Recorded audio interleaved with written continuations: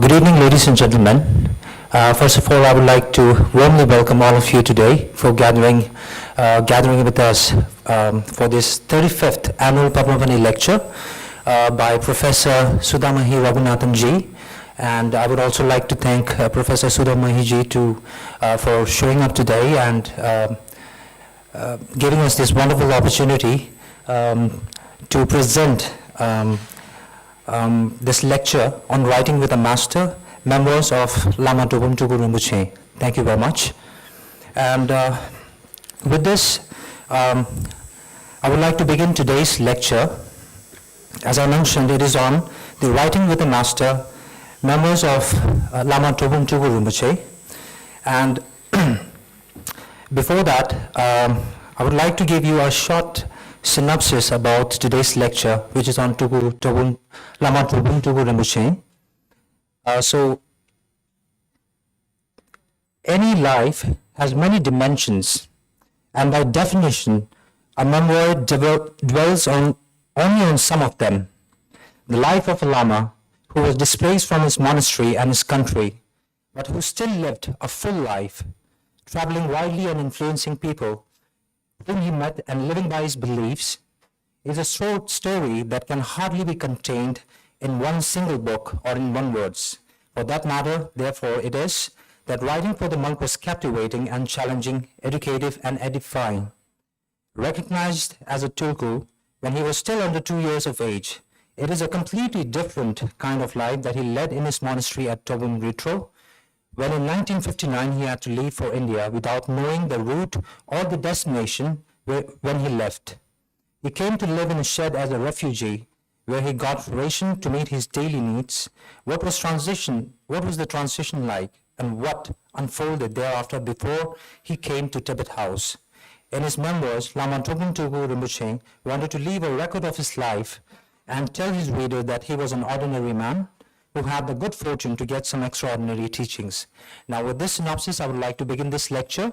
And first of all, I would like to call upon our chairperson of today's lecture, Venerable Geshe Dorje Damdula, and the director of Tibet House, the cultural center of His Holiness the Dalai Lama. And I would also like to request Professor Sudhamahi Raghunathan ji to kindly come up on stage and do the honor of lighting the lamp and presenting the souvenir. Ladies and gentlemen, please welcome Professor Sudhamahi ji. Thank you very much.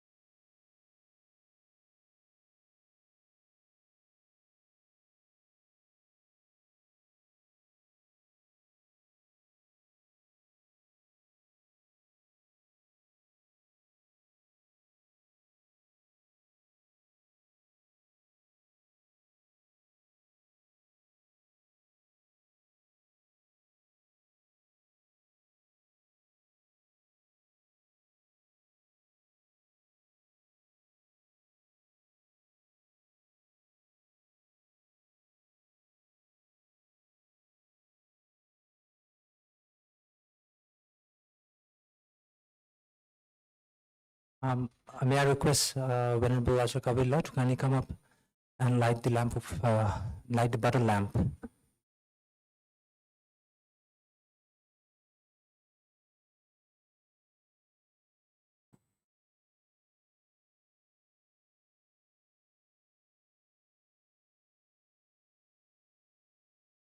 May I request Madam Chunkila to kindly come up and do the honor of lighting this butter lamp.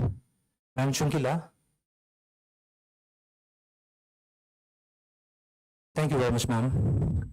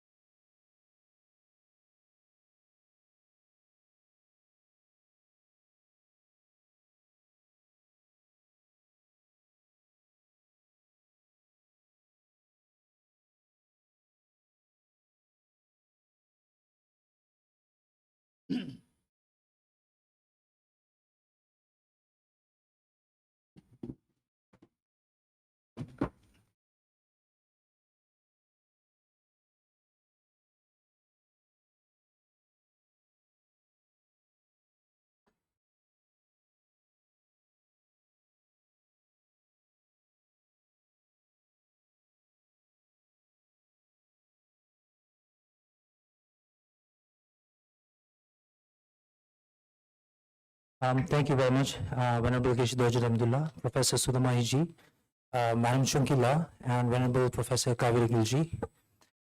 Now, I would like to request our chairperson of today's lecture, Venerable Geshe Dojit Abdullah, to kindly offer the white scarf as a token of our heartfelt gratitude and the souvenir to Professor Sudamahi Raghunathan ji.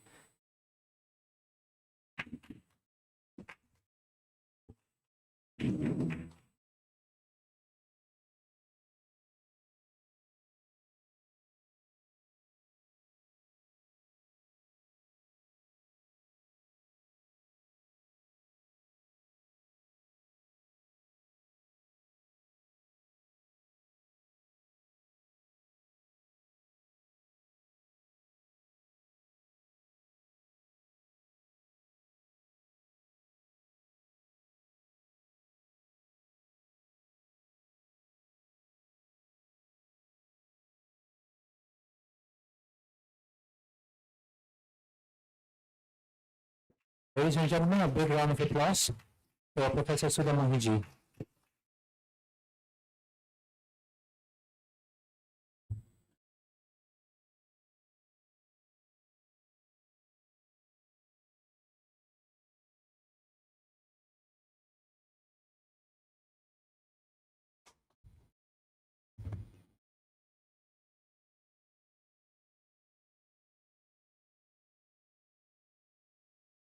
Thank you very much, Venerable Geshe Dojit Abdullah. Now, I would like to call upon our Secretary, Mr. Tenzin Kunjabla, to give the welcome address.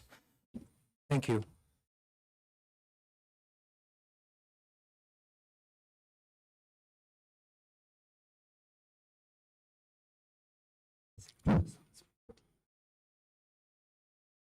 A very good evening, everyone.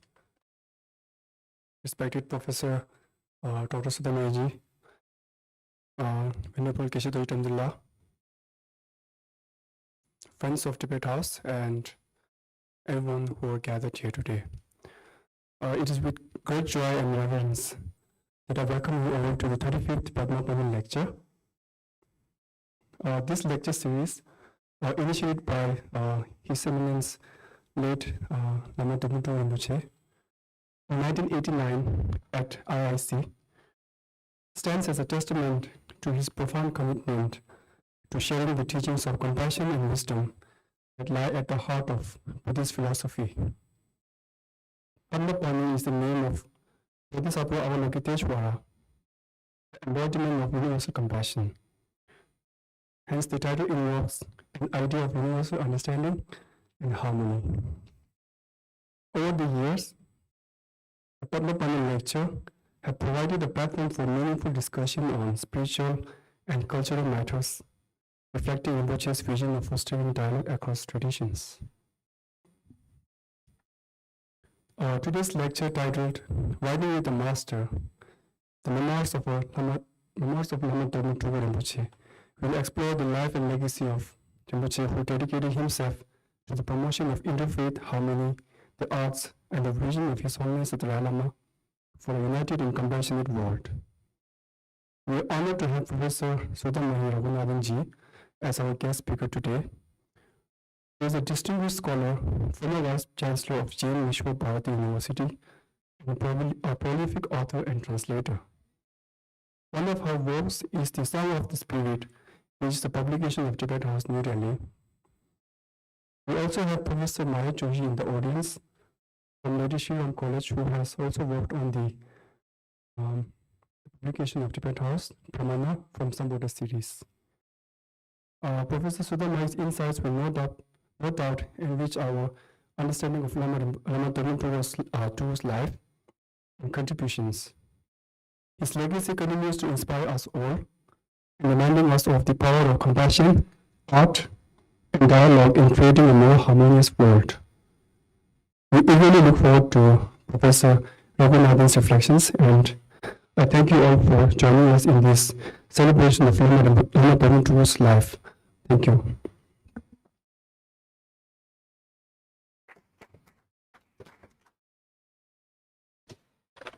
Thank you, Mr. Tenzin Gugubla.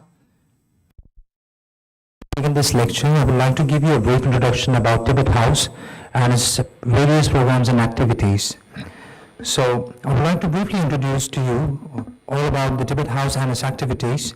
Tibet House, New Delhi was established in 1965 by His Holiness the 14th Dalai Lama of Tibet with the purpose of preserving the cultural heritage at the time when it faced forceful challenges in Tibet, as well as for providing a center for Tibetan culture, emphasis on developing a sense of compassion as its own effective antidote to global suffering, together with the needs for a meaningful exchange between different religious and cultural traditions, also had a profound effect on the purpose and its activities of Tibet House. Tibet House aims to bring together Buddhist masters and Tibetologists, people across different disciplines, students and practitioners and the common man through its various programs and events. Tibet House continues to expand its objective in saving Tibet's heritage and in exploring and working towards Tibet House's potential contribution to the ethical development of the modern society. Over a period of 5 decades since its inception, Tibet House has come to recognize as a significant institution for the dissemination of Tibetan culture and for Nalanda Buddhist studies.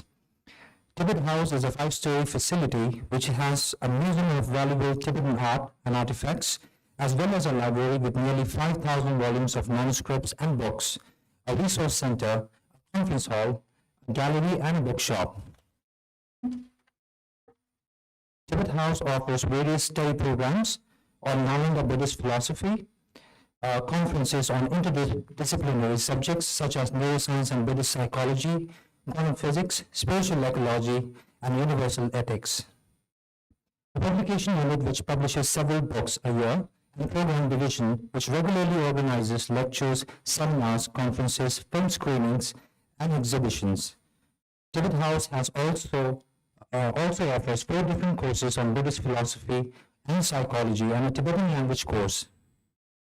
Firstly, the first batch of Nalanda Master's course, which was launched on 9 December 2016 on the occasion of 51st anniversary of Tibet House, New Delhi, in the gracious presence of His Holiness the Dalai Lama, along with Sri Kiran Rijijuji, the Union State Minister of Home Affairs, and Sri Najib Jung, Lieutenant Governor of Delhi.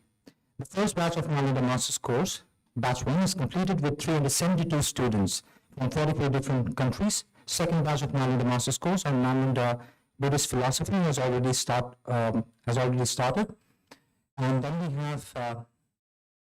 have successfully completed with 4 batches, and in fact we are absolutely delighted to announce the recent launch of the 5th batch of Nalanda Diploma course, and the registration will begin from 2nd September.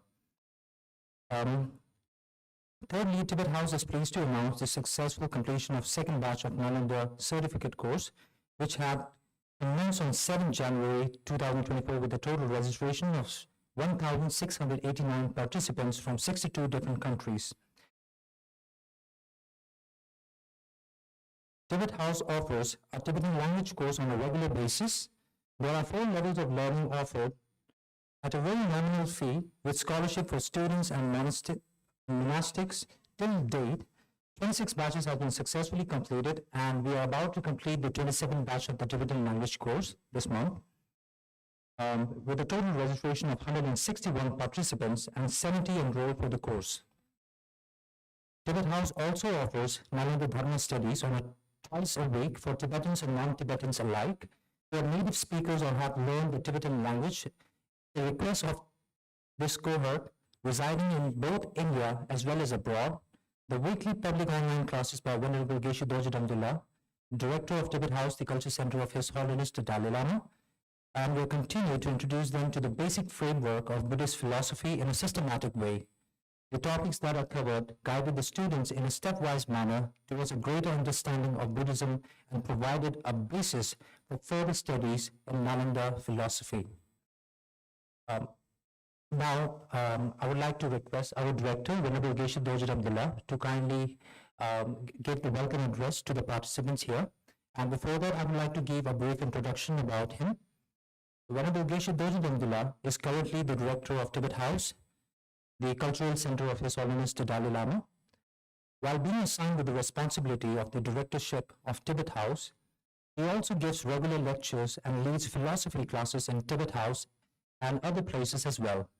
He travels widely within India and abroad to teach Buddhist philosophy, psychology, logic, and practice. He has also worked on several books. As assigned by the office of His Holiness the 14th Dalai Lama, he visited the United States of America in 2008 to work with Professor Paul Ekman on His Holiness the Dalai Lama's book, Ethics for a New Millennium, Part 2, and the book series Art of Happiness, which were jointly written by His Holiness the 14th Dalai Lama, such as The Graded Path. He has written a number of papers for national and international conferences on topics such as the paradox of the brain and mind and ultimate reality according to Arya Nagarjuna. He is currently in the process of writing two important books, one entitled Journey into the Paradox of Brain and Mind, and the other, What Constitutes the Ultimate Reality? The Effects of Understanding the Ultimate Reality. With this, I would like to request our Director, Venerable Geshe Dojit Abdullah, to kindly give the welcome address to our participants. Thank you.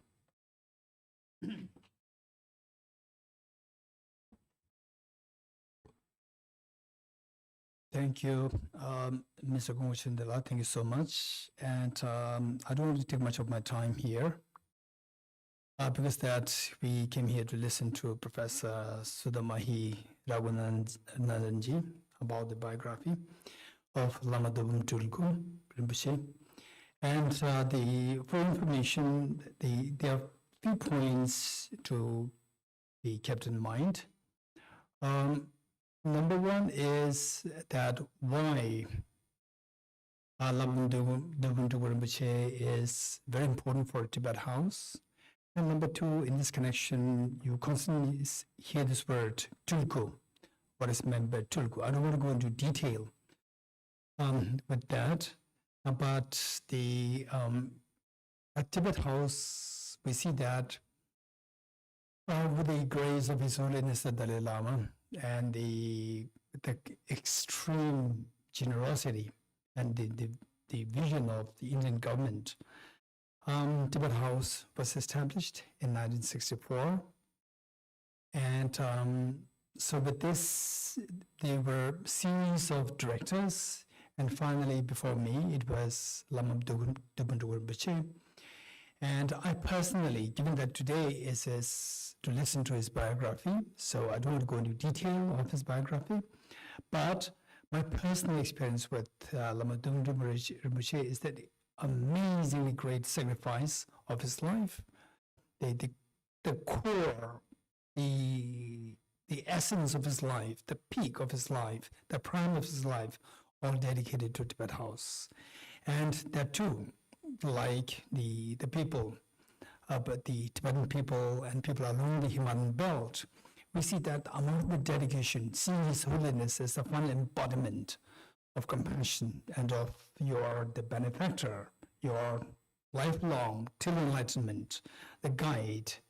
Because of this, that all of us, we are committed to dedicate whatever for His Holiness is to accomplish, to fulfill the wishes of His Holiness the Dalai Lama, and who in turn, I think, only of the world, the betterment of the world, and the betterment of the humanity, the peace, and the happiness for the humanity. So, with this in mind, the Tulku in simple terms, or in Hindi, it can be like avatar, or in English, it's reincarnation or emanation.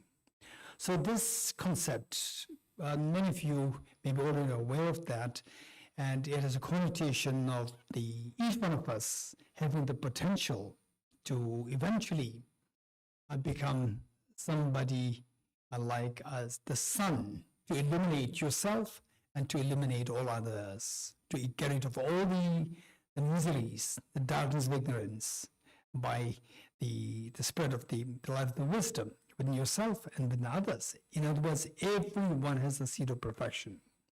And that seed of perfection, whether you acknowledge it or not, whether you are a believer or not, whether you're a male or female, it doesn't matter. Everyone has this potential. And anybody who identifies that and then works to nurture this, so these people will see that forever the potential inside keeps growing.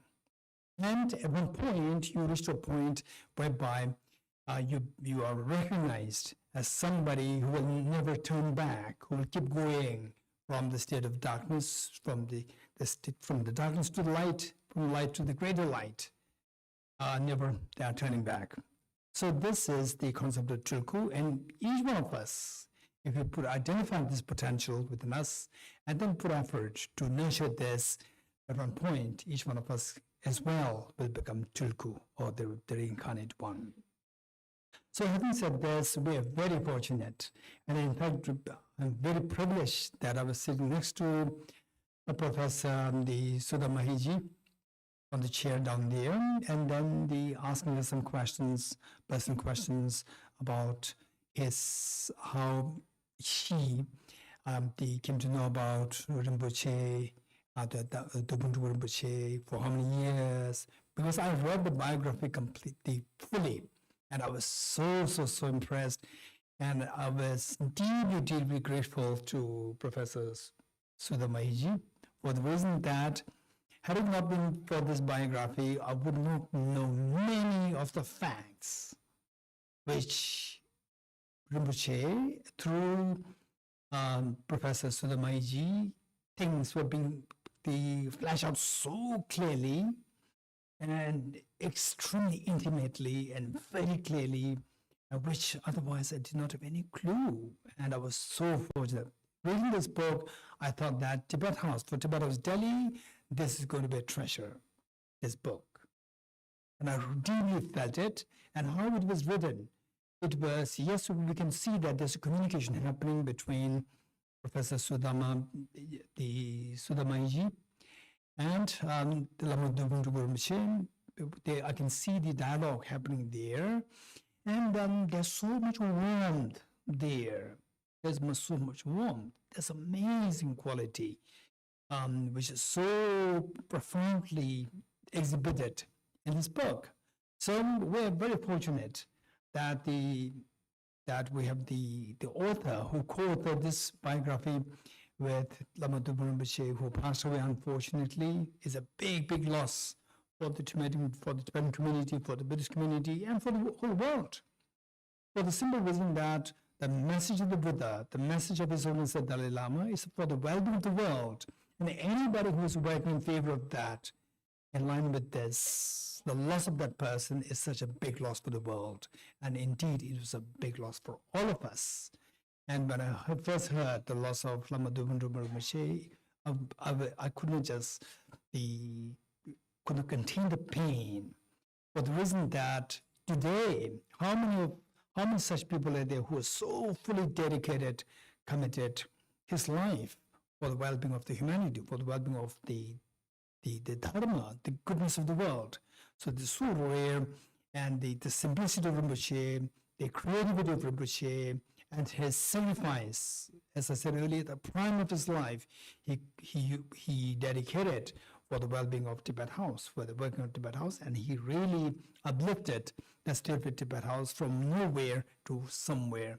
That's amazing, incredible journey, and we are very fortunate to have Professor Sudha Mahiji here, and who in turn, last time when we were doing the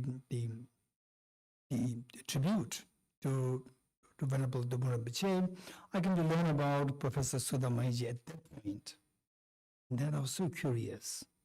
And then I came to know that she was writing the biography, on the verge to complete the biography. And I was so keen to meet her then that this biography should come out, and it came out just at the right time. So we're very fortunate. It's all available outside there, and the author here, who co-authored with Rinpoche himself, we're having her here, and then yes, I just showed people, our devoted staff, who are very young, that the today's lecturer, Professor Sudamahi De Raghunathan, and I said, add the label former Vice Chancellor of such and such, because people may not read the whole biography of the speaker. Just seeing this would be good enough to see that this is a very academic presentation. It's not just like a storytelling. So with this in mind, I involve all the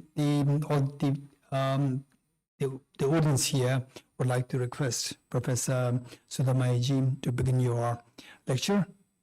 And we're all keen to learn, because you're the one who had the first hand experience with Rinpoche as to his thinking, his thought processes, and so forth. So, stage is yours.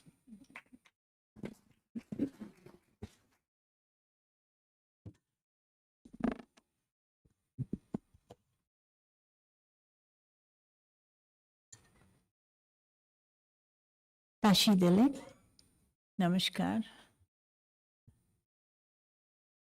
I begin by expressing my gratitude to Venerable Geshe Dorji Damdullah Rinpoche for having given me this honor of speaking today under the Padmapani lecture series. I'm deeply grateful and honored. I also thank all the other members of Tibet House who have helped make this evening possible. My salutations to Padmapani, the Avalokiteshvara Bodhisattva of infinite mercy. My salutations to Lama Doboom Tulku Rinpoche's memory. He should have been here, and I should have been sitting beside him as the default speaker. I thank all of you for taking time off this evening and coming here. I know your presence here is a testament to the popularity Lama Doboom Tulku Rinpoche enjoyed, and how all of you know him at different levels and so offer this tribute to him. It is quite intimidating to talk to people who know Rinpoche as long as I have known, or even longer. So you can understand how my heart is going, boom, pity boom. But at the same time, it is also exciting, because when I talk of him sailing around in his maroon robes in IIC, or his love for cheese straws, or his pioneering and innovative projects that he undertook with the collaboration of IIC sometimes and sometimes outside, even the Padmapani lecture series, I know all of you will have some memories, some thoughts rising up in your minds too. And I think that is very exciting, because together we will be able to celebrate, as he said, celebrate the life of a monk for whom the present, every moment brought possibilities of learning and laughter. He was not the one to say, I wish yesterday had been like this, or I hope tomorrow will be like that. Today was enough to fill his life and make it fulfilling. That is what the book is about. It is about the sparkle of compassion that he added to ordinary things around him.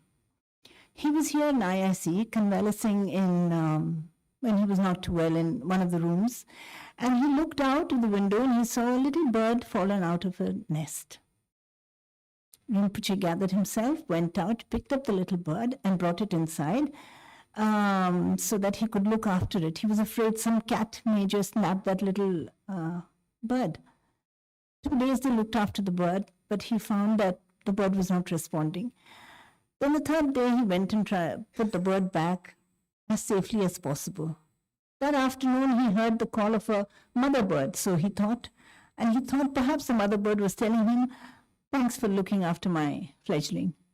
Well, that's his interpretation. He does not like to think that the cat got the bird. Once when he was going to Hyderabad and he was sitting in his room and he saw a dog had many puppies, and all of them were healthy and happy except one. Every time that little one went to feed, the other puppies would push that little one away. So Rinpoche said, I have to adopt that one. I have to look after that one. So that was how his compassion was evident in things around which we probably see and overlook and go on. And there is a belief, Rinpoche, that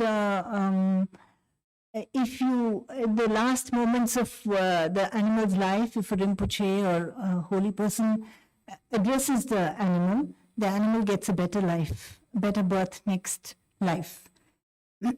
So this Rinpoche did all the time, whether he was in his defense colony home or his Gurgaon house or wherever he was alive to the nature around him. It is about the sparkle of learning that he added to every moment, every new experience that came his life. He was visiting New York, and who would he meet but Marina Abramovich? She told him she was having an exhibition at that time in MoMA. And the exhibition was that she sat on a chair and opposite her sat another person, whoever came, the visitor, and she looked into the eyes of the other person. She was still, and the people who sat in the chair opposite felt it was a life-changing experience. Some cried, some were in a turmoil and all that. Our Rinpoche also went and sat. He also said, let me experience. And he was the second last participant that day. He sat there and I asked him, Rinpoche, how was it? He said, I tried not to look into her eyes, otherwise I'd have started laughing. And that was what he was. So on the 15th of October 2021, I found a WhatsApp message from him saying, Sakya Pandit, 11th century Buddhist scholar, has said that you must keep learning even if you have just one day more to live. So I'm at 80, I'm still learning and still dreaming. In that spirit, one day he called me and he says, Sudhameji, what do you think of quantum physics and quantum mind? What do you know about it? What could I answer? I said, I'll learn Rinpoche and get back to you. I don't know. So that was his, so writing with him was full of experiences like this, fun and laughter. One day, we were writing a chapter on when His Holiness the Dalai Lama was visiting the monasteries, and we were describing it. So Rinpoche seriously told me, you know what I want to say, that the roads, why don't you say the roads were swiped? I said, Rinpoche, you swipe your credit card or you swipe something off, but you can't swipe the roads. And Rinpoche laughed. Every time we met, he says, Sudhameji, don't swipe. So that was our joke, and that was so. But behind all this jovial and happy, cheerful demeanor was a very serious and a pious person. His routine, I believe, was that he used to get up in the morning and have a few hours of prayer before he got on with the day. And one of the most impactful sentences that he ever spoke to me was when I asked him, Rinpoche, how do you pray? When you're in trouble, or when you're unhappy, or when you were moving country, did you pray? He didn't understand. I repeated the question several times to him. Finally, he said, a little doubtful still, he said, you don't pray for yourself, you only pray for others. And as Rinpoche said, he was a Tulku, so he thought only of others. In fact, there was a story which he told me, which he told me not to include in the book, because he said it was just coincidence. in Tashidarge, in Doboom Tulku, where he lived, there was a cat, and somebody stepped on the cat. The cat started bleeding and throwing up, and it was badly injured. Somebody else brought a bowl of water, and it was traditionally the Rinpoches could sprinkle water on an ill or a, unwell person and blow on it, and that it was believed that that will revive that person. Rinpoche said, I did it, and the cat revived. But that was coincidence. Don't write this. It was just coincidence. So that is, before I go on to tell you more about the book and actual writing of it, I'd like to show you some pictures. Most of the pictures have subtitles, but one of them, among the last few, does not have. That is about when Rinpoche went to, was walking in the Cyber Hub in Gurgaon. Just a minute, I'll just finish this. He was walking in, along the Cyber Hub in Gurgaon, and he saw a pan shop, pan, and he saw two youngsters working in the pan shop. They were wearing, their uniform was a maroon pant, trousers, and maroon coat, and a maroon cap. Rinpoche said, that cap looks lovely. The second day he went there, he said, I want that cap. Now, those fellows said, our owner gave it to us, it's a uniform. So they called up the owner. The owner was a good man. He said, tomorrow I'll give you that cap at the same time. True to his word, he gave the cap. And when I met Rinpoche in New York, he was wearing that cap, and he said, how do you like my cap? I got it from a panwala.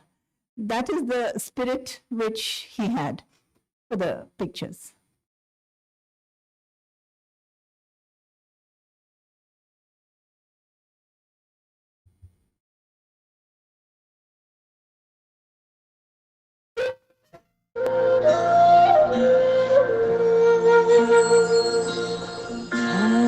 Tare tu re so ha, tare tu re so ha, om tare tu re so ha, tare tu re so ha, om tare tu re so ha.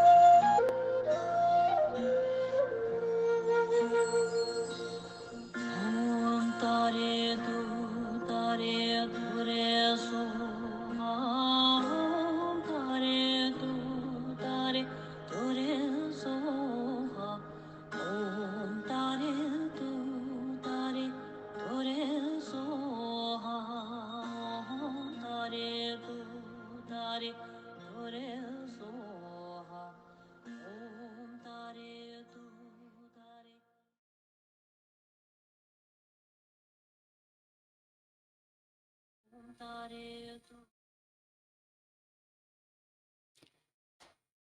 Tare Tut Tare Ture Swaha. That was a prayer that was in Rinpoche's mind from his very young years. 82 years ago, on the 16th of February, it was Tibetan New Year. And in the Gashu region of Tibet, a vast green plain with undulated winds blowing and hardly any people. There were few huts, few tents pitched with yakhe, black tents. These nomads lit the butter lamp as is customary to do for New Year. The breeze that was blowing naturally extinguished the lamps sooner or later. But outside one tent, the lamp kept burning all night. Till the next day morning, a little baby boy was born. The parents were Tashi Paljor and Loyak.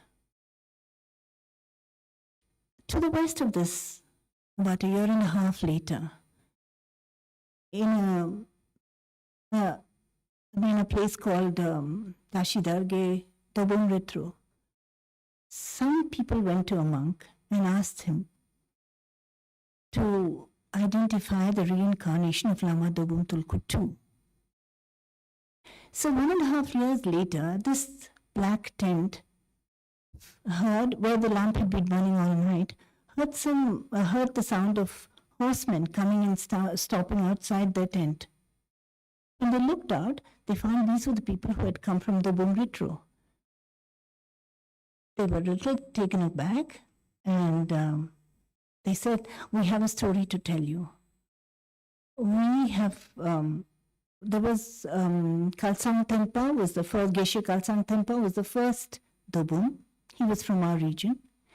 He reincarnated, and we had a second Doboom.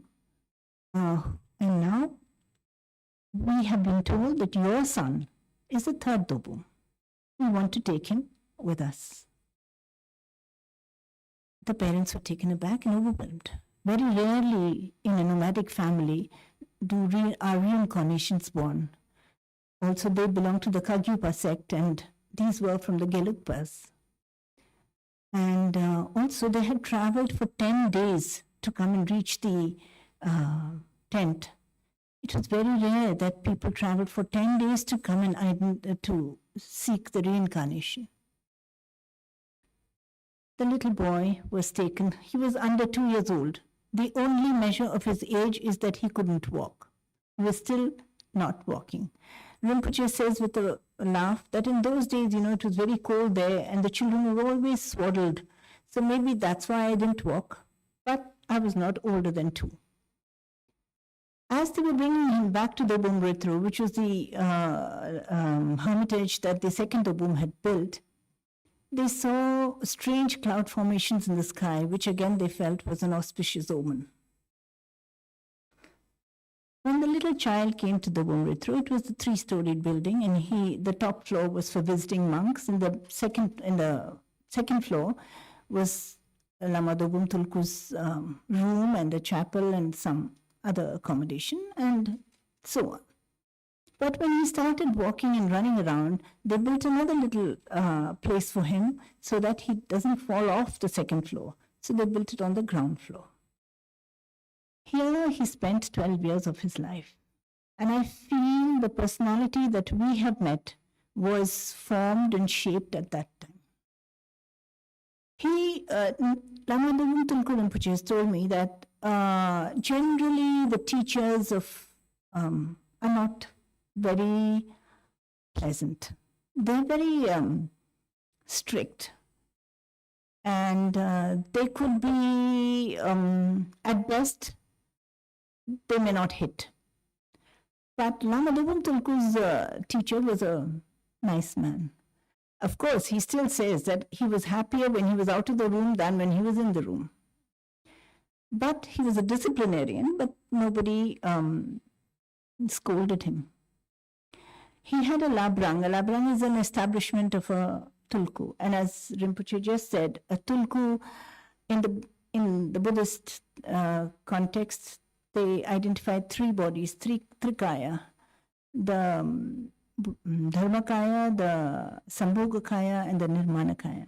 The Nirmanakaya in Sanskrit is Tulku, the one who is born for the service of others. So he had he was it was a medium-sized labrang. There were many people in serving him.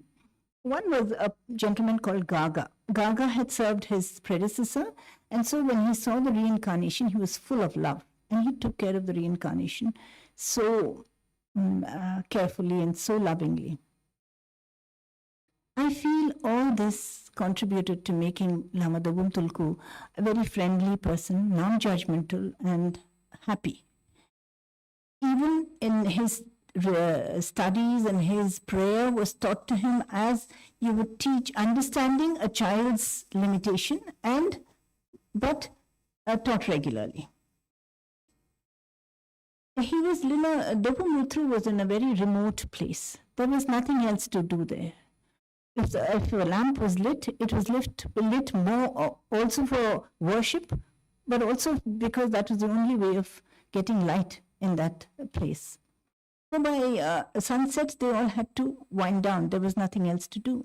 So there was a lot of time to observe, reflect, and think. And Rinpoche was alive to the few animals that were around in that place. There were not too many wild animals. But he observed them. There was an animal chart in his room. All this made him feel a certain empathy for animals. That has, as we've seen, lived with him right through. In one of the halls in Doboom Ritru, there was a Jataka tale. That was about a man goes to a river and he suddenly starts drowning. He calls for help, and a golden deer comes rushing and helps him. The man is very grateful. He bows down to the golden deer and he says, "How can I ever repay this?" The deer says, "You don't have to do anything. Just remember one thing. Don't tell anybody about me." So the man says, "Of course I won't, of course." But that very time, the queen has dreamt of a golden deer, and she tells her husband, "Look, if I have dreamt of a deer, that means it exists. You have to find it at all costs." And the king sends out messages and announces, and everybody, there will be a huge reward to the one who finds the golden deer and tells him about it. This man forgets his promise. Greed rears its head, and he goes and says, "I can show you where the golden deer is." He takes the king's soldiers through the river, and he points to the golden deer. As he points, his arms fall off. So Rinpoche says, that's why I learnt my lesson of integrity, of how important it is not to betray. And till today, that lesson stayed with him. Early morning, he used to get up to pray. Early morning, there was a prayer. Evening, there was a prayer. All his games were about prayers. The prayer was something that was very intrinsic to his life.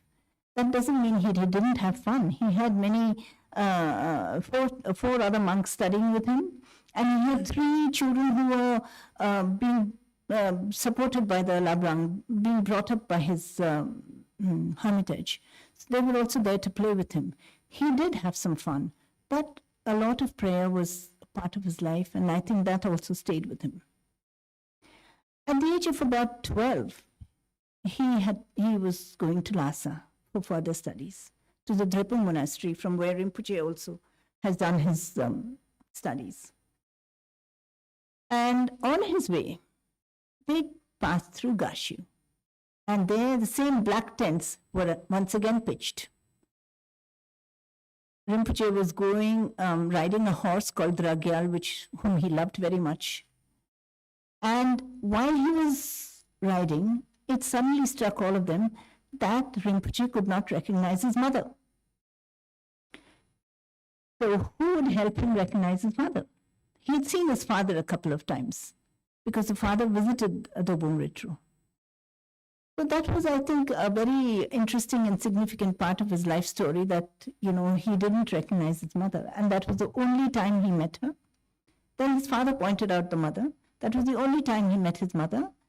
And afterwards he went to Lhasa. From Lhasa, he came to India, so he never had a chance to go back.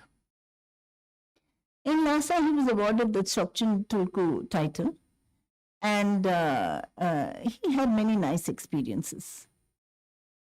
Among the best was the teachings of His Holiness that he attended. He says in 1954, he went to the Kala Chakra teaching that was given the first ever by His Holiness. He says he was very young, but still he remembers how beautifully it was explained and how simply it was explained so that it could be applied to, understood by everybody and applied to.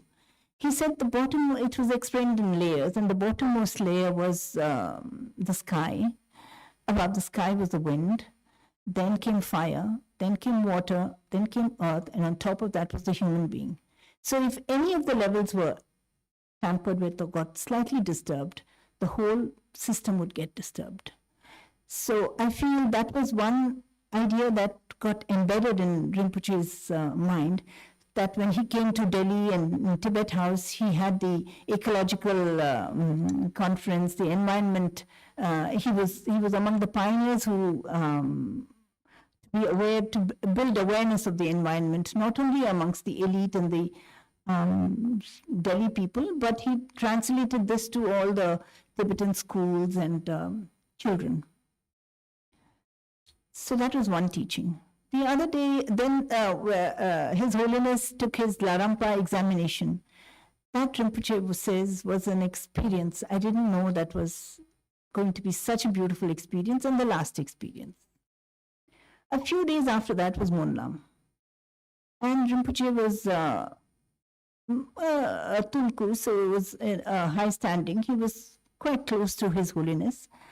And from His Holiness, where His Holiness was giving the teaching, from there directly opposite was a tall building. On top of the tall building were Chinese soldiers sitting behind gunny bags, aiming their rifle at His Holiness. But His Holiness was giving a lecture as though he didn't even know they were there. So tension was building in Tibet. First, it was the phone lines that were established. Everybody saw that, the phone lines, that was new to them.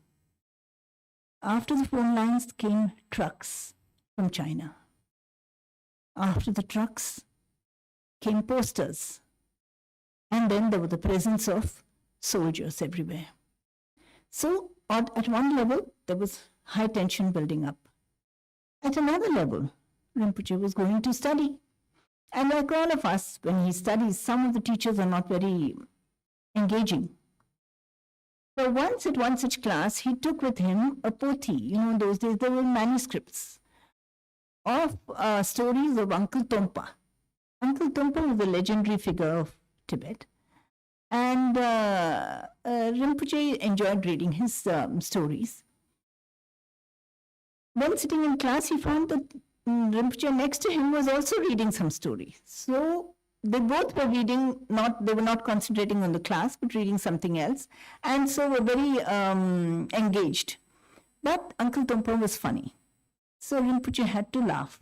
And when he had to laugh, he had to pretend he was coughing. And so one of the stories was that Uncle Tompa was very careful in avoiding small stones. But when it came to big stones, he didn't seem to care. He jumped over them. He stepped over them. Somebody asked him, why are you so careful with the small stones, but with the big stones you're so careless? So Uncle Tompa said, but I thought that was what we should do. All the monks are very careful about the small rules and forget the big rules. So that was one way of telling them what to setting the priorities right. Another tale, which was more folkish, was that Uncle Tompa went to somebody and asked for some may. May is barley.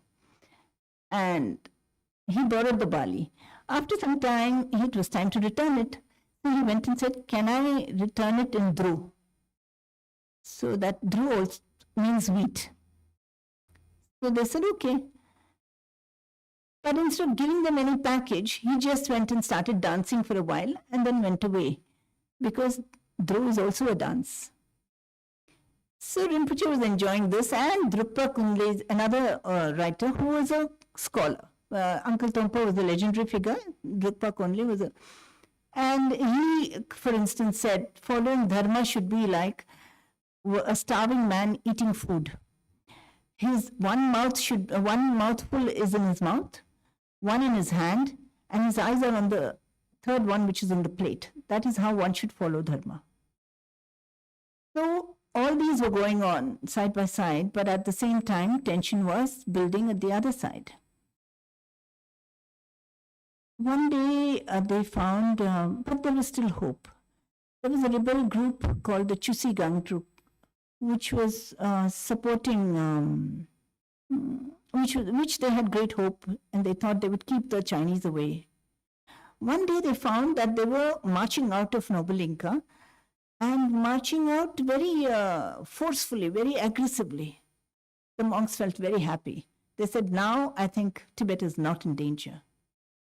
But they turned southwards to cross River Kichu. Crossing River Kichu is a metaphor for fleeing Tibet, because it is south of Tibet, and that's how you escape.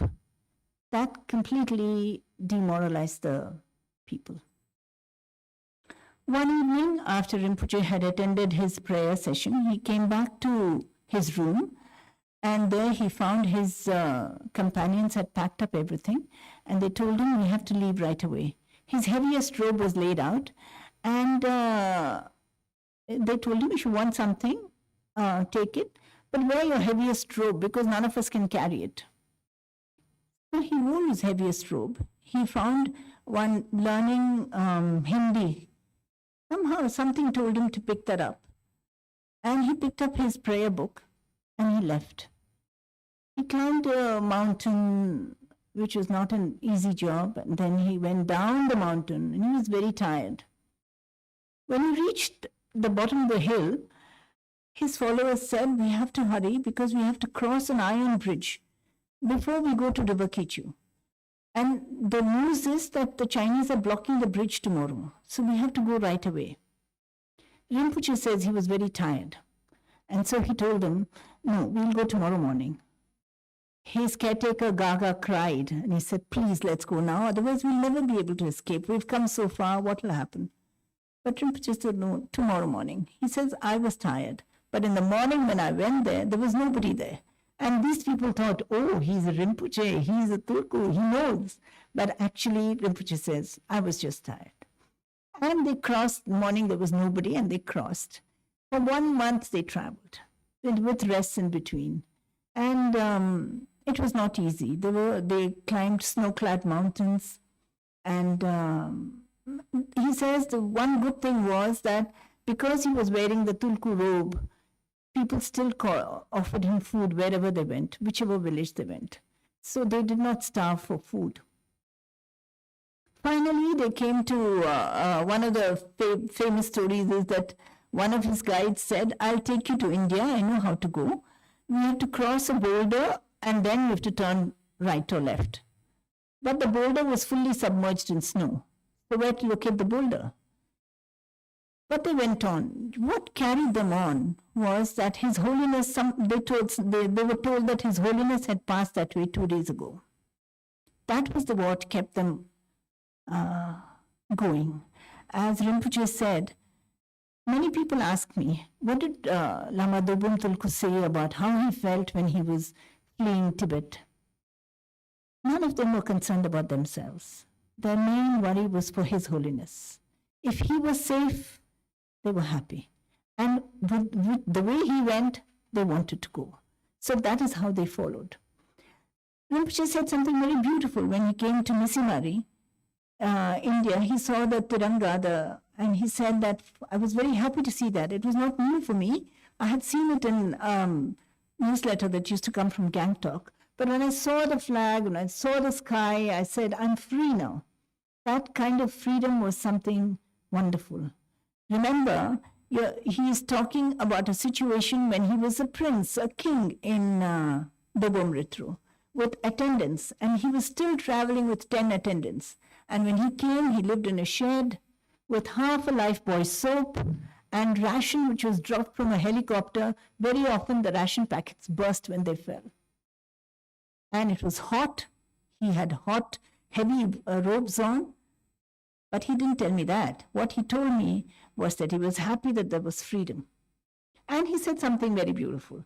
He said the seeds had begun to sprout. When I left Lhasa, they had not yet sprouted. There was a continuity. There they had just sowed it. Here it had sprouted. The days in Misimari were very, very,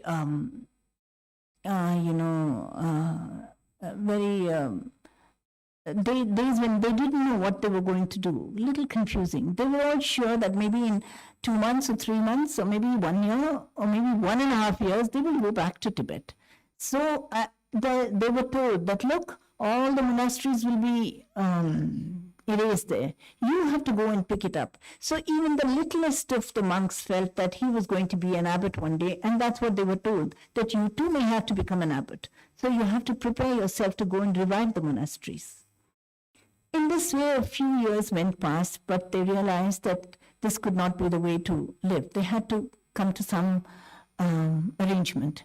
A group of them went to Punjab to lay the roads near Dharamshala. A group of them went to Karnataka to become farmers. Rinpoche went to Baksadwar to undertake monastic studies. There he studied and he taught for a while, after which he went to the Central Institute of Higher Tibetan Studies in Varanasi. There he did his Acharya degree. In those days, Larampa was the highest degree, but that had been abolished for a while. So they awarded him the Acharya degree, but later on in 1972, he was awarded the Larampa, which was brought back into... and when he went there, afterwards what? There was again a blank, there was again confusion. But then he came to Tibet House as a librarian. There he did something interesting. There was a Encyclopedia Tibetica being brought out. He wrote the introduction to about 38 volumes, if I'm not mistaken. So that was his contribution to the library in Tibet House. Thereafter, from there, he went to the library in Dharamshala. And there he brought about a new system of cataloging the manuscripts. All the manuscripts were there under the name of the collection, but not subject-wise. So he revolutionized the way they were cataloged, and I believe even today that is being followed. From the LTWA, he went to Quig, that is His Holiness's office. There also he had very interesting experiences, and one of the contributions there was, whenever a child was born, the couple would come to His Holiness and ask for a name for the child. And the tradition was that some names would be written on scraps of paper and folded and kept with His Holiness, and His Holiness would pick up one paper and give it to the parents. Lama Doboom Tulku made nice cards in which the name was written. So the parents valued that contribution because they could keep it lifelong, the name given by His Holiness for their child. From there he came to Tibet House, and we have all met him at different times in Tibet House. He introduced many new programs, many creative programs. He had lecture series, and as I said, pioneering work in interfaith meetings, pioneering work in environmental awareness.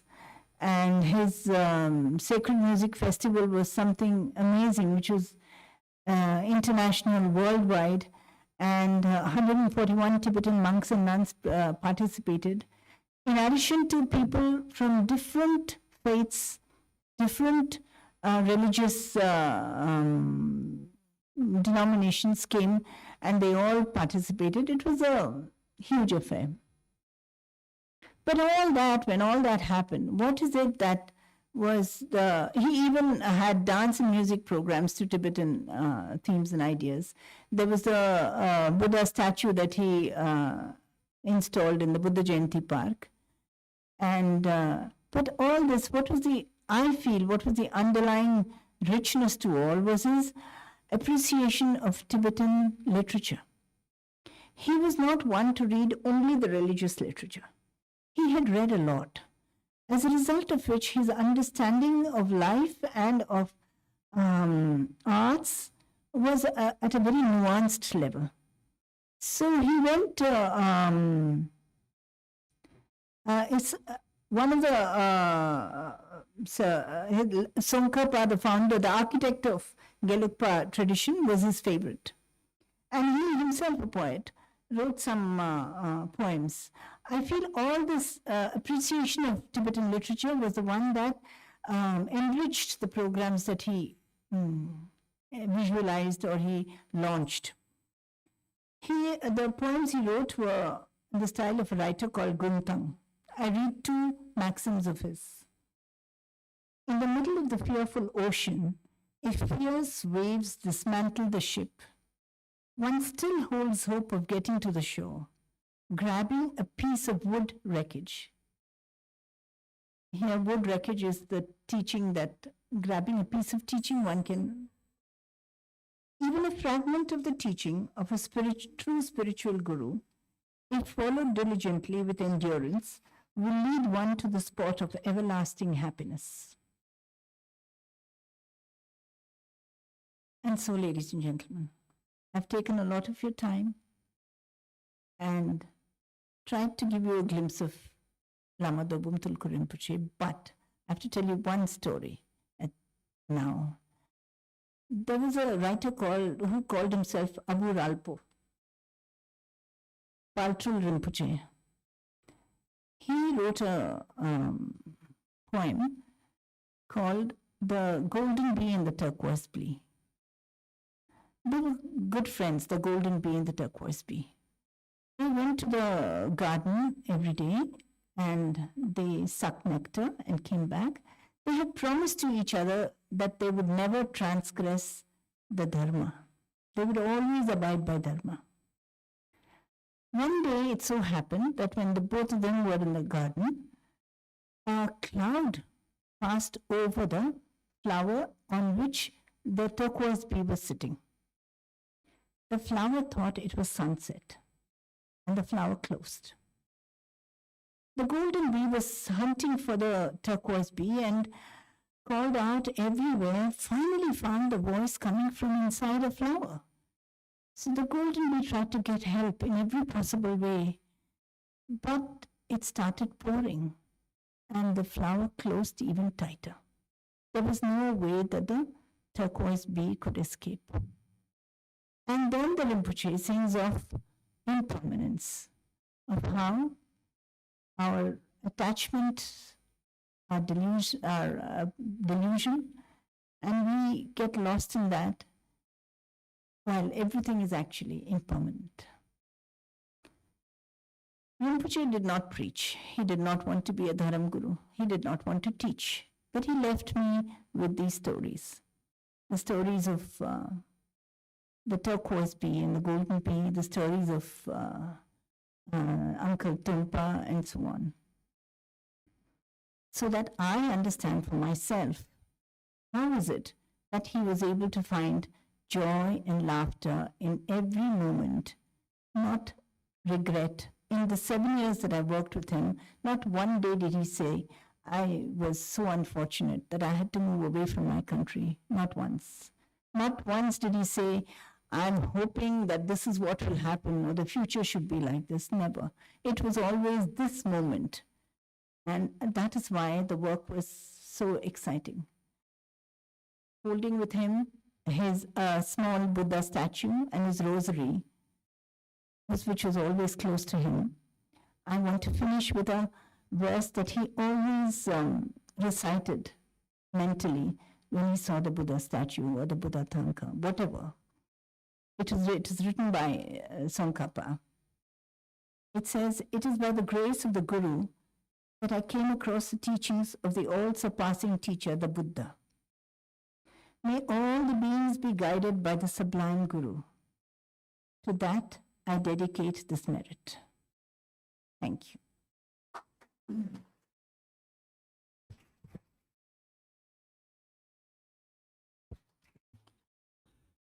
Thank you so much, Professor Sudamaiji. And it's a very enriching day for us to hear something directly from one of the authors of this book, the biography. And before I come up with my own, the concluding remarks, any questions from the floor? Please feel free to, because it's a great chance for us that the author is with us about the life story of Doboom Rinpoche and can link to that. The biography means, whereas Professor Sudamai said, that the Rinpoche is multi-skilled, multi-talented, and multi-exposed to the different literary works. So you can come with any thoughts, and particularly say his thoughts. So what he would think about in this area, that area, and so forth. So we have here somebody who spent so much time with Rinpoche. Any questions? Please feel free to raise your hand.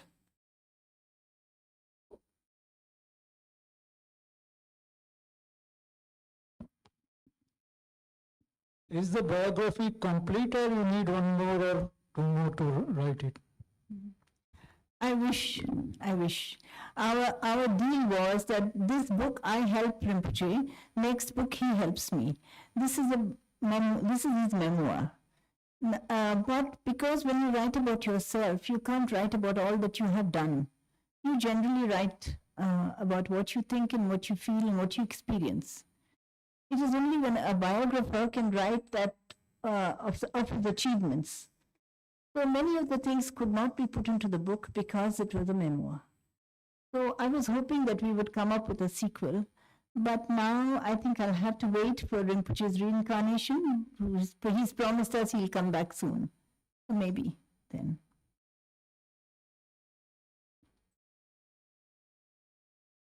Thank you very much for your very interesting lecture. I also knew Doboom Rinpoche for a very long time. I had a feeling that Rinpoche was a bit lonely. Did he ever discuss about his loneliness with you? I don't think so. I have always had the feeling that he was a very deep man. I mean, he had more thoughts inside him than. But otherwise, I think he was a very pensive man. But he was a happy man. I mean, I didn't think he was lonely. I think he had many ideas in his head that itself kept him company. He was very creative, very. So I didn't feel a sadness in his in any of the meetings that we had. I didn't see any sadness in his speech or talk. In this connection, what Professor Sudamaiji said, and I remember it was because I know Rinpoche, of course, not too closely as Professor, but I see that Rinpoche is extremely creative, and he's vastly read. And in fact, I would say that yes, of course, in the course of meeting with people, he would meet with different people, and he would make sure that he learns something from others, or whoever you are, it doesn't matter. So he will continue to learn something, and he's really learned himself, greatly learned.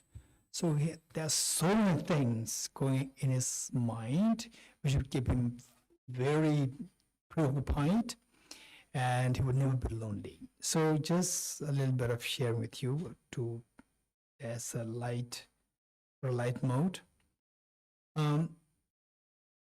What happened was that during the COVID time, during the lockdown, which means a chance for loneliness, one of my friends, he called me up, and it was when the lockdown was little lifted, not fully lifted. And then he called me and said, Gisela, I'm going to come to meet you. And I said, are you sure it's lockdown? Are you sure? He said that my wife told me to go to meet Gisela. And I said, why? And he said that my wife, he's so concerned about Gisela. Gisela must be feeling so lonely. So you must go there, give him companion, give him company there. And I said, if this is the purpose you are coming to meet me, please don't come. I have so many things to do. I have no time to feel lonely. Whereas if you come with a purpose, or a reason to discuss with me, or whatever, something that I can do for you, then you're most welcome. Otherwise, if you think that I'm lonely, please express my gratitude to your wife. Thank her, or at least being concerned about my well-being, but I have no time to be lonely. So this, in fact, I would say that Rinpoche, Lama Doboom Tulku, he's extremely creative, and he has so many beautiful ideas in his mind. For sure, he did not have time for it to be lonely. Okay, next question. Yes, over there. Okay, Professor Kaviriji, you first. Okay. Just have a point. Did he, by any chance, leave any word before his death, or some kind of hint that he will be born in such and such place hereafter, and within what time, kind of thing? I wish. Did not. No. Okay. Thank you, Professor Raghunathan. How beautifully you speak, orator. I could listen to you the whole evening. I just wanted to ask that the process of working with Rinpoche for 7 years, so you recorded while he spoke. And in this context, because his life spanned so many geographies and times, when he was talking about the past in Tibet and all, did he ever raise, just how, because so much had changed, and, imagine ending your life in Delhi or in India, and then he's seen so much history. So what was your sense of when he was recounting the past, and obviously his memory was also so clear about his early childhood and your sense about that, like when he spoke, because you mentioned a lot that he really lived in the present, and that perhaps was a teaching of his life, experiences. So if you can share that a little bit with us, yeah. First part of the question you asked me was... I wanted to, so you recorded sorry, yeah, I got it. No, I didn't record anything. I was taking notes all the time. And to understand anything, I had to ask him many questions. So, for example, the title of the book, every day we used to discuss that, Rinpoche, we need a title for the book, and he would say, title, and we'll say, then we'd come up with something, and he'd laugh at what was the suggestion I gave, and he'd nod his head, and we'd go on to the next topic. One day we were talking of his horse, Dragyal. I asked him, how did you go to Lhasa? Because, everything was new to me. Then he said, I asked him, did you hire a horse, or did you, he said, no, it was my horse, and I was very fond of him. And that horse was taken away from him in Lhasa because he was a student, and that was sold. So the next day morning, he came up with the title of Taken Away. So I think the 7 years were because I had many questions to ask.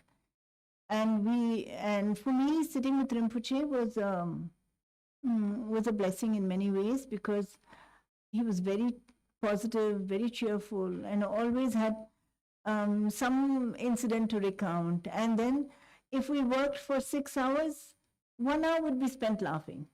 I mean, we'd have some joke to crack, something like that. And I asked him, how do you feel that you are living, you left Tibet? He said, it's sad to lose your country. But he said, everything has worked out well. If I had been there, maybe I'd have been a nomad somewhere. Maybe I may still have been happy, but I would never have come so close to His Holiness. I would never have seen so many people in the world. I'd never have met such great minds. So there was, I have never sensed a sense of regret. Every statement he made was factual. Yes, it is sad that the country went. It is sad that, but even then there was something in it that was good.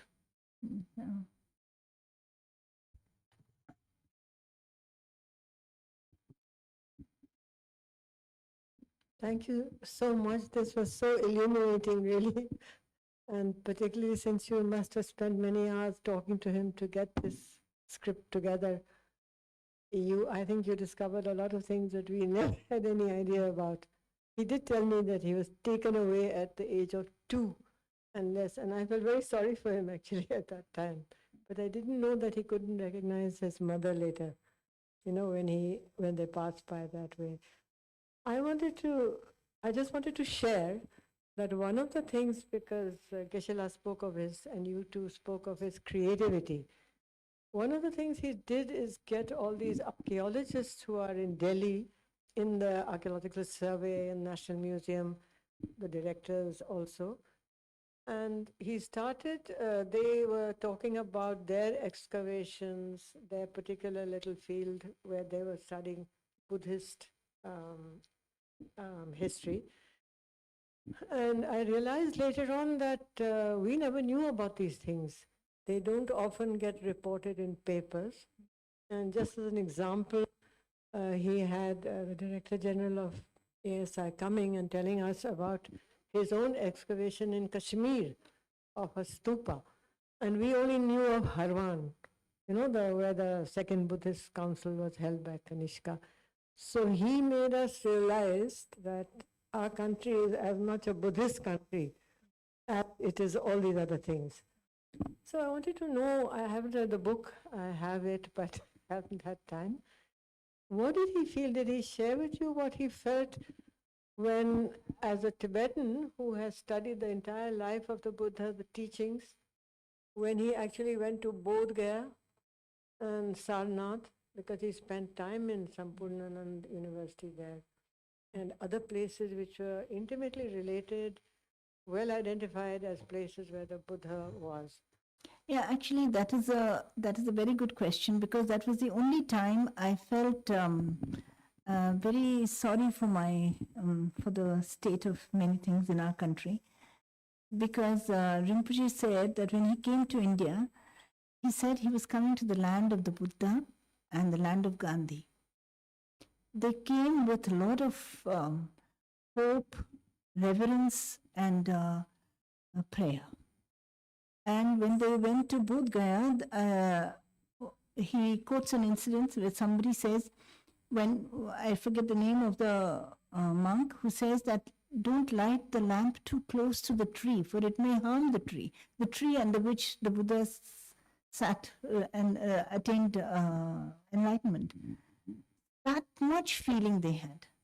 And they went and when they visited Bodh Gaya, it was a very emotional visit for them.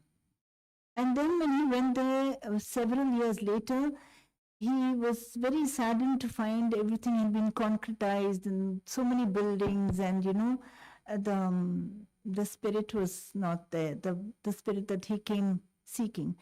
In fact, he said there was also humor there, because he says when they talked of the Guru, and when they came to India, hordes of monks went to Amritsar, because there is Guru Nanak. They thought that must be Guru, that must be dedicated to the Buddha.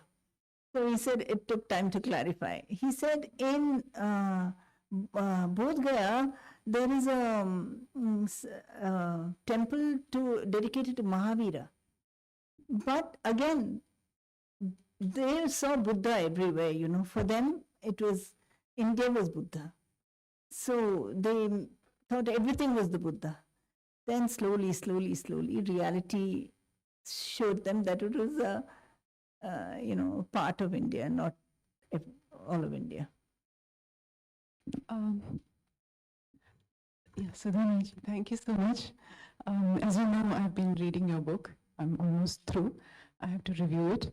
So I'm reading it, I'm reading it multiple levels. Yeah, I'm reading it. No, I'm reading it at multiple levels because there is obviously a very long and deep association, as you're aware. First met Rinpoche when I was this high, according to the person who accompanied him. And you do include, because my father was a scholar and he visited us, and he stayed with us for a week actually in the United States later. Very interesting experiences. I don't think those can be included in my biography. But the house was a very fascinating 200-year-old house. My question is rather more conceptual, because when you refer to my father, the late Professor Joshi, you refer to him, meeting him, and saying that he is a scholar with a modern outlook. So I was struck by the use of the word modern, and then I thought of the fact that he had no regrets about the past. And I want to ask you what his approach to tradition and modernity would be, because when I worked with him through the years, we would organize talks, and so one gets to know. So Marina Abramovich on the one hand, whom I also met through him, avant-garde artist, and then he really valued traditional pundits. Really valued, he would always seek out the authentic practitioners of a tradition. When we had these dialogues across traditions, he would make sure that it's someone from Varanasi who's grounded in the Sanskrit scriptures and so on. So very, very grounded in tradition and classics, and yet very open to experimentation. And his own persona, I always felt, was very modern. I mean, the picture in the US where he's wearing this down jacket, it was winters. Very adaptable. And my father would say that if Tibet was a free country, he would be like the ambassador, and he was very cosmopolitan in his attitude. So I just wanted to know from you your sense of how he perceives this dialectic of tradition and modernity, given that His Holiness also has a very interesting, balanced perspective on this question. Actually, it's a very fascinating question, because Rinpoche himself says that in poetry, I can take modern poetry, but I'm not able to appreciate modern art.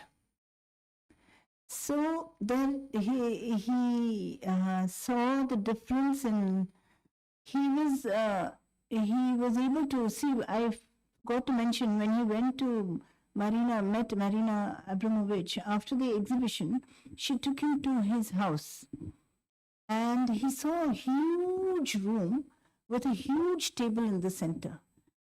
And he looked at her, wondered what that was. And she said, all art begins in empty spaces. For Rinpoche, it resonated as emptiness gives birth to creation. That's how it. So he was receptive to modern ideas, but when it came to expression, even there, you see, he makes a difference between before the 11th century, there was the Kadampa period and the post-Kadampa period in Tibet. The literature was different. He says the literature then, pre-Kadampa, was more rustic. And by 12th, 13th, 14th century, it became very stylized and refined. So in Tsongkhapa's writing, he says there was poetry, there was beauty. So I think for him, modern and traditional, he appreciated the traditional, but not in toto. He appreciated modern, but he went more by the content. So I think there also he was very discerning. He was not anything modern or anything traditional. He could give up a lot of traditional, which he felt was not beautiful enough, you know. Right, right. Yeah. I know his views on thankas. He did not allow me to look at bad thankas.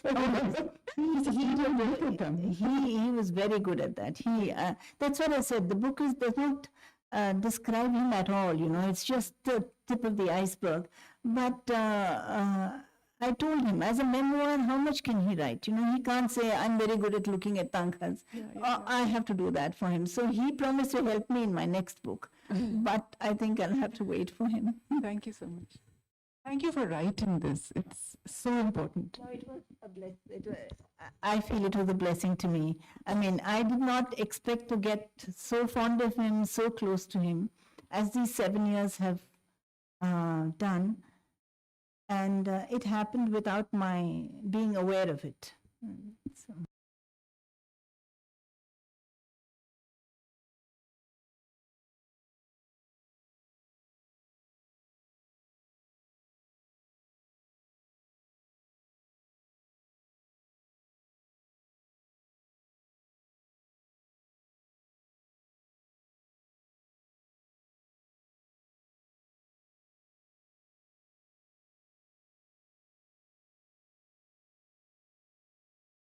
To know him personally, but still, you know, through various stories from my colleagues and all, I've got to know him a little bit. And my question is, while you were writing this book, I mean, what was the first thought or the first impression when you had when you thought of writing this book? And the second question is, I would like to ask you if you could describe the title of this book, which is taken away, in a single sentence. Yeah, thank you. As you have already mentioned that it is not about it is not on Venerable Lama Doboom Tulku himself, but you know, it's just telling us the insight of what he has, of the great legacy he has given to us. So I just wanted to know, how would you describe this work? You know, I have to answer him very seriously because he's the one who's coordinated with me and organized this lecture.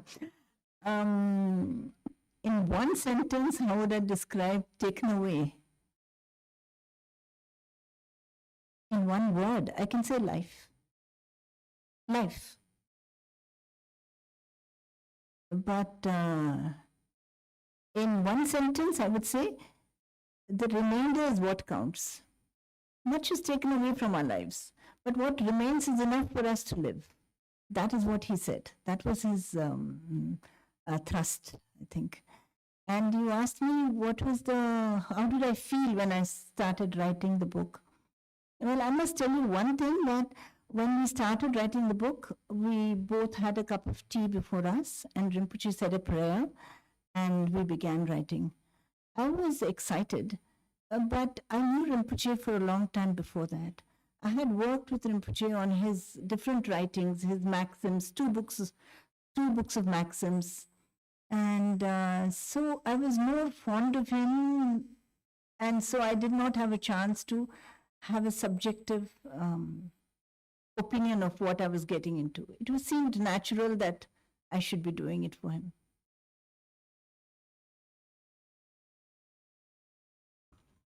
Any more questions? Okay. Thank you so much. So in Tibetan, this word, the biography in Tibetan, is known as, oftentimes referred to as namtar, or as zenam. Zenam in the case of more like His Holiness or Buddha and so forth. And great teachers. Mantra is amazing. Again, it's similar, the word used for biography. Usually biographies are the biographies of the enlightened, the great masters. So here finally, I personally would say that from the wonderful presentation made by Professor Sudamaiji, with respect to the biography of Lama Doboom Tulku, I think that can be summarized in 3 main points, along with all the full of jokes, fun, to live in the moment rather than think of the worrying about the past, future, and so forth, to maintain the positive thinking.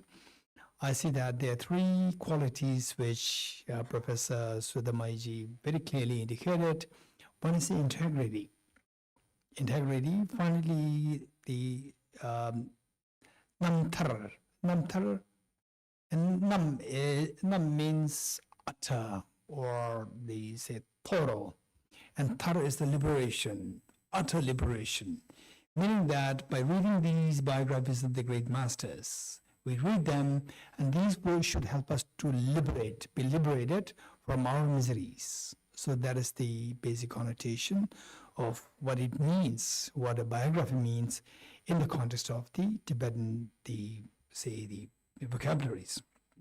So having said this, the best way by which to commemorate a great master, or to remember the great master, or to had it be the case that he is alive today, what would make him most happy over what we're doing? Remembering him, commemorating him, observing his last day, and so forth. So is to do what was in his mind. And as Professor very clearly indicated, that he had nothing to do to make money for himself, to create name for himself. That is just amazing. And 30 years in Tibet House, he never thought of legacy for himself. This is just truly a great practitioner, a greatly, maintained very simple life and full of creativity in his mind, and making people around so happy, and very positive, to learn things from others. So the one thing he would be very happy is, as indicated by our lecturer today, his quality of the integrity. And I remember that the original biography, what he said, this biography, the moment I heard that it's already out, I asked the office staff, the librarian, to get minimum 10 copies. And the first copy, I quickly browsed through and read it, and I was so impressed to see his very objective thoughts well reflected in the book without any sense of restraint. For example, like what he said is that there's the Muslim people, they are very honest. This is what he said in the book. And there's a Muslim guy who's working as a carpenter, or as a carpenter, and he's very honest. That's very true. And this is how, the observation of the reality around, so objective. I'm so impressed. So one is honesty related integrity, which Professor very clearly indicated that he made a promise that I should maintain the integrity in my life. And number two is the compassion. In all these detailed activities, the small things which he did, where compassion is never compromised. That's amazing. Taking care of the bird, and making sure that the bird is taken care of, and from the puppies, the one who's the weakest is being adopted. All these things are amazing qualities that we all have to learn from.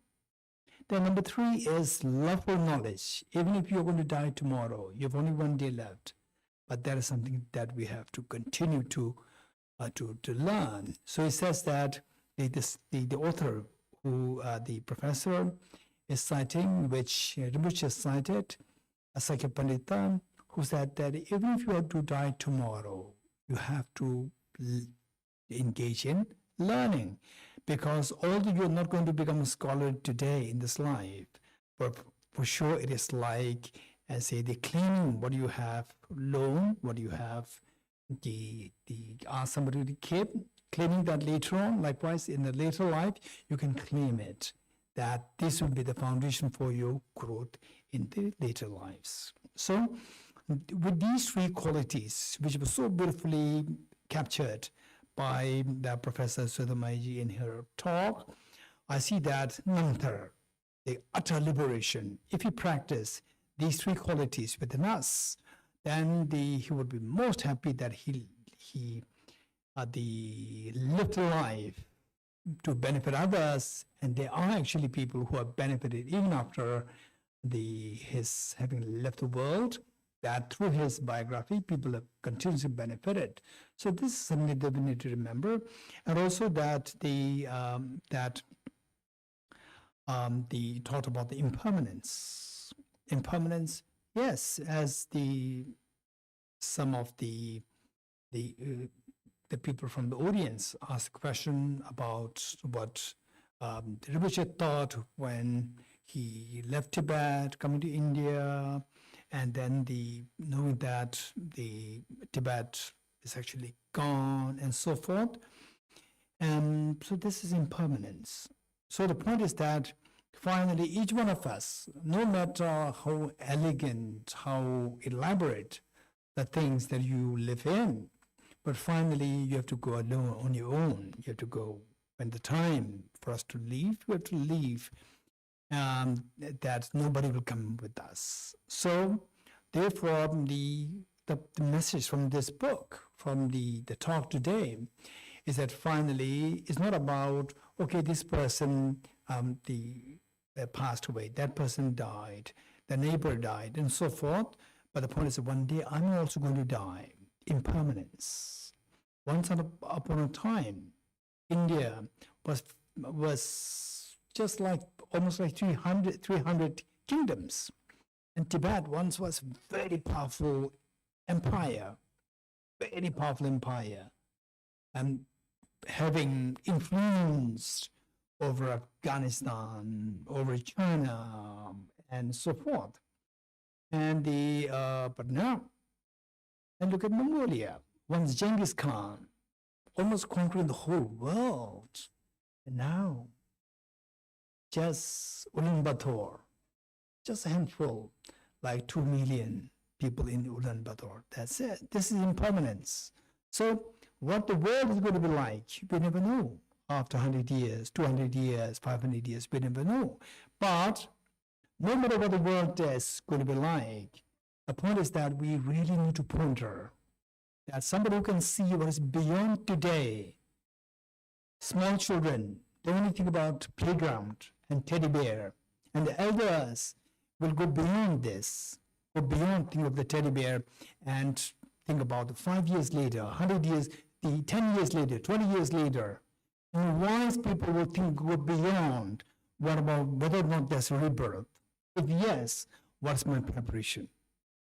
So for that, these great masters, the books of the autobiographies or the biographies of the great masters, they're extremely helpful for us to mature. They should help us to liberate us from being a very toddler, getting hold of the teddy bear all the time, to somebody who can see after 5 years, 10 years. And then from there to see what is beyond this life and prepare accordingly. So with integrity, knowledge, love for knowledge, and compassion. So that will guarantee that each one of us, wherever you are in your life, here in this life or in the future, where the true nature of you are, the perfection within each one of us will manifest, and that, say, when you're alone, you'll feel the privacy.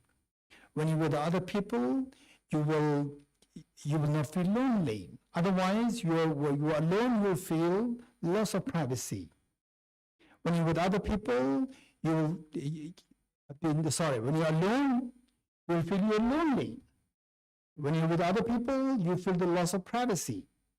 Whereas these great masters, their books, their biographies will help us wherever you are in time and space. You can transcend the situation to keep yourself alive, unwaveringly alive with joy, happiness, and purpose for yourself and for the good of the world.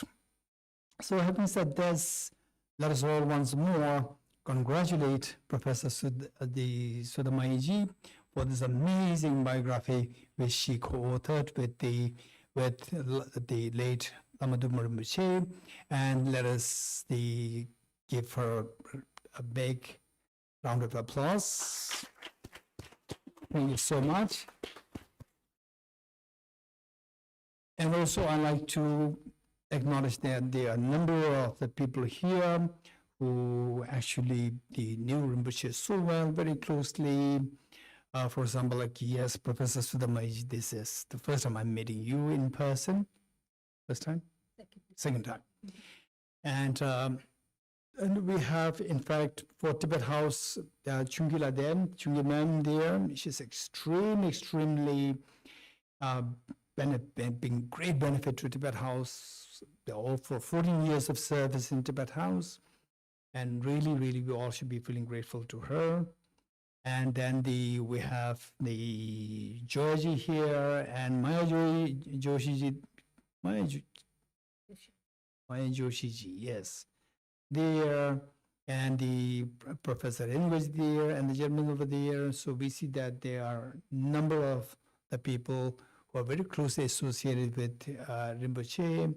And yes, very incredible. You are, say, the fact that you're connected with Rinpoche means that your contribution to Tibet House is something always there.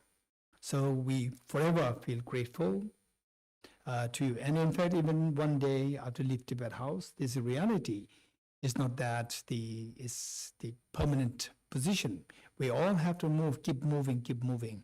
And the point is that the Tibet House, we should make sure that under the auspices of the Indian government, that it continues to be of service to the humanity, not for promotion of anything else, but for the promotion of the goodness, compassion, wisdom, that people will at least learn how to be a good family member, how to be a compassionate family member in your family, how to look at the faces of your family members with love and affection, and then expand it to your neighbors, to your colleagues at the workplace, and so forth.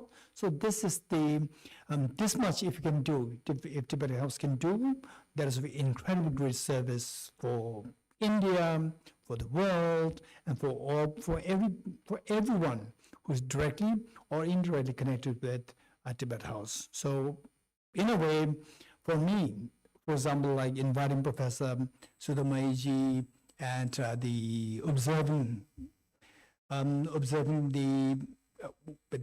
convening this tribute to Rinpoche is extremely significant for the reason that he is one of the very rare examples of sacrifice of his life, prime of his life, and teaching us how to lead a happy life, how to lead a purpose of life. No matter how difficult or what difficult situation that we go through, we need to know how to be happy. So this is something which we love, which we can learn greatly from it's like the takeaway of today's talk. Thank you so much. And the book is still there. We're extremely grateful to once more Professor Sudamaiji. Thank you so much. And your husband and your daughter. Yeah. Okay, thank you. Thank you so much. Thank you. Thank you very much, Honorable Geshe-Daja Alhamdulillah, for chairing today's evening lecture and for accepting graciously accepting this invitation. And also, I would like to thank our guest lecturer today for today's evening session, Professor Sudamaiji Raghunathanji, and our family members as well, for your powerful words of appreciation. And last but not the least, I would also like to thank Madam Chunkila for your great contributions to Tibet House. We are really thankful for that. And with this now, I would like to call upon our secretary, Mr. Prinjan Kojabla, to kindly come up on stage and convey his words of appreciation to all of you.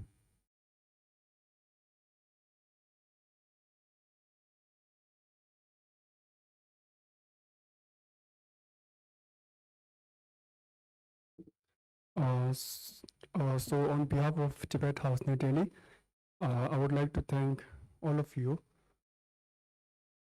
I would like to thank Professor Padmapani for your lecture on the memoirs of His Eminence Doboom Tulku, and for your personal reflections that has really enriched this session. And I would like to thank Honorable Geshe Abdullah for chairing this session and for your beautiful conclusion at the end. Venerable Lama Doboom Tulku's contributions, not just as the director of Tibet House and the founding managing trustee of World Buddhist Cultural Trust, has left an indelible mark to the world. I hope that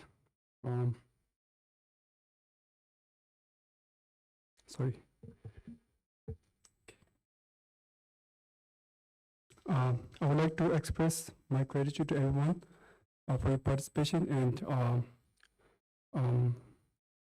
for joining us in today's session. And I hope that we can welcome you in our future events. Actually, I would like to bring to your attention that we have an upcoming conference on the translations of Sanskrit and Pali literature, Theravada and Mahayana Series 4, which will be held on 7th September. So I would really like to welcome you all. And if you wish to receive future announcements of our events, you can subscribe to our newsletter. You can send us an email to programs@tibethouse.in, or you can also visit our website, www.tibethouse.in. You can also follow us on Instagram, Facebook, and X, formerly known as Twitter. I wish you all a great evening, and thank you again for joining us.